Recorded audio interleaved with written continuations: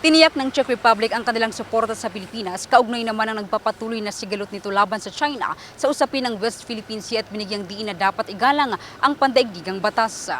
Sa isang panayam inilarawan ni His Excellency Karel, Ambassador of the Czech Republic to the Philippines, na komplikado ang relasyon ng China at Pilipinas dahil sa magkaibang pananaw ng dalawang bansa. Gayunman, binigyang diin din ng embahador na naninindugan ang Czech Republic kasama ng iba pang mga kaalyadong bansa sa pagsuporta sa Pilipinas. Dagdag pa ni Hejc, dapat igalang ng China ang naging pasya ng United Nations Convention on the Law of the Sea o ng UN Clause at iwasan ang panghihimasok sa Exclusive Economic Zone o EEZ ng Pilipinas. Tatandaang noong 2016 nagwagi ang Pilipinas sa makasaysayang kaso laban sa China matapos namang ibasura ng Permanent Court of Arbitration sa The Hejc ang malawak na pag-angkin ng Beijing sa West Philippine Sea. Ngunit tumanging kilalanin ng China ang naturang desisyon at patuloy na ipinagpumilit ang kanilang presensya sa pinagtatalo ng karagatan. It's a complicated relation because obviously each country has its own standpoint and its own perspective on the matter.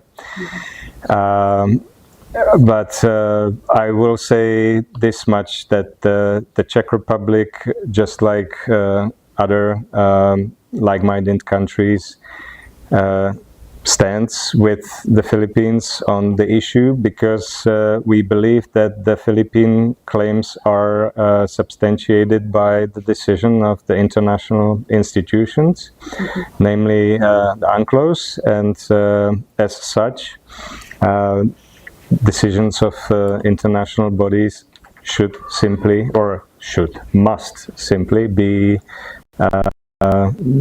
complied with, fulfilled, and therefore it is our belief that China should also respect the UNCLOS decisions and should respect the decision that was. Ito ay kasabay sa Sine Europa 28 na inorganisa naman ng Eastern Visayas State University sa pamamagitan ng Office of the Internalization katuwang ang Delegation of the European Union to the Philippines, kung saan ipinakita sa mga estudyante ang isang pelikula na The Sea of Hope. Ang eksklusibong pakikipagpanayam ng Bombo Radio Tacloban kay His Excellency Karel, Ambassador of the Czech Republic to the Philippines.